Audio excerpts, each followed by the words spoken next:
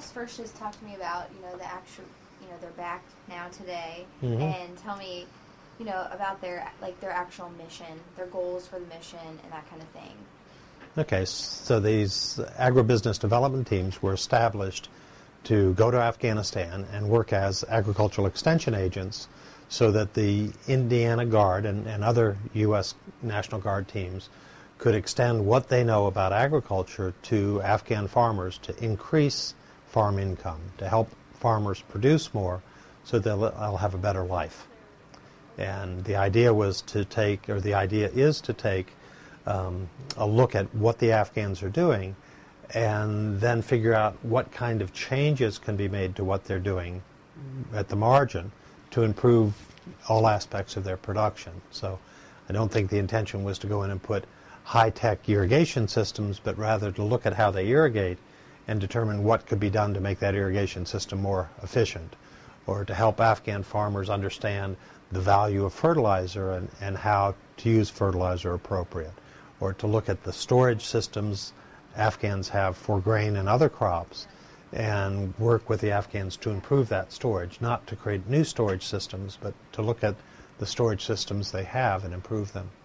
And why do you think, that's so important for the Afghan people to know? Well, I think, one of the problems, a lot of Afghans, 80% of Afghans are involved in agriculture, so it's the major livelihood there, and a lot of them are poor and food insecure. And by food insecure, I mean they don't produce enough to feed their family over the next year, and they don't have an income to buy food with. So as long as they're food insecure, they're dependent on insurgents, or they're dependent on poppy, they're dependent on things that will allow them to get enough income to buy food for their family. So it's very important that we increase their productivity, increase their income, so they don't have to rely on the poppy industry or on insurgents, so that they know where their food is coming from. And you were saying before that they pretty much live off wheat bread. Well, wheat is the staple, so nationally 65 to 70% of calories come from wheat. So wheat is eaten at every meal. It's a very, very important source of nutriment. And 80% of the land in the country that's in agriculture is in wheat production. So anything that can be done to increase their wheat productivity and reduce loss in storage, again, adds to their income and improves their livelihood. So wheat's a very important crop. The country also has a tradition of producing a lot of horticultural crops, apples, pears, pomegranates, peaches, cherries, and those kinds of things. In the past, especially in the 60s and 70s, the Afghans would ship those products to Pakistan and India, and it was a good source of income, national income, and income for farmers.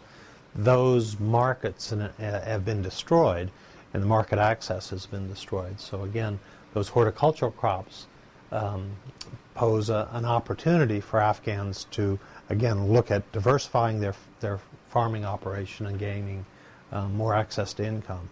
Okay. And then when did you go down there and visit, and tell me, what that was like, and what you guys were working on at the university? Okay. Well, I tried to get to see them in May, and because of transportation problems, did not get to the FOB to see them. So I went in early September and spent 4 days with the ADT. And my purpose in going was to get a sense of what it's like for them to work there, what their operations are like, and what constraints they have, because we're continuing to provide training for other Indiana teams that are being deployed, as well as National Guard teams from other states. So to get a sense of how it was to work there, and then more specifically to look at how Purdue could help the Indiana National Guard ADT interface more effectively with the local university to improve the agriculture education there. So while I was there, we made a site visit to Host University and talked with the chancellor and the dean about what we might do to help the National Guard team improve their educational program. And the first step we're going to take is to establish a student farm. So We have a project in Afghanistan. We're working at Kabul University and have established a student farm there. Indiana Guard members have visited Kabul to see the farm we've set up, and we've worked with members of the second team going and are going to help establish a student farm so students can learn basic agriculture production and assume responsibility for farm activities on that farm. So this is the first team that's gone over, and there will be more, or? Yeah, so the 119th ADT that is just coming back is the first Indiana team to go. The second team left in early December and has taken over the responsibilities of the first. The third team has been selected, is in the process of being trained, and will go next November. And I believe Indiana has committed to supply an ADT to host province for the next 5 years. So Indiana has made a strong commitment to support agriculture development in Afghanistan through its efforts to support the ADT program in host. And have you got a chance to talk to any of them since they've been back? I know they got back late last night, so probably not. Nope. We're planning to meet with them probably in late January to talk about what we can do to augment the training for the third group that we're going to train.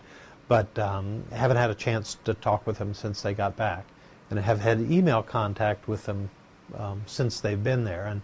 And I think they were surprised a bit to find out how difficult it is to work there. I don't think anyone can really anticipate what it's like to go into an insecure place and have to work. But I was there 6 months into their mission. They were making progress in several areas with teaching people about irrigation, teaching people about pruning horticultural crops, looking at ways to improve wheat production, and setting up a train the trainer extension program. And the morale was very good. I mean, they're very bright, engaged individuals, and I think they're doing a very, very good job in difficult circumstances. And the second group that's there now, I think, is going to have a foundation that they can build on to really expand what they're doing to support agriculture and help improve livelihoods of Afghan farmers. So are they back for good now, or do you think they'll head back at any time? Or? Well, I mean, the first team is back, and I assume disbanded. I don't know. I would imagine some of those members can sign up to go on a subsequent team. But as I understand these teams, they were, the National Guard put out a recruiting message to all Guard members statewide, asking for people who have some background in agriculture to volunteer to serve on this team.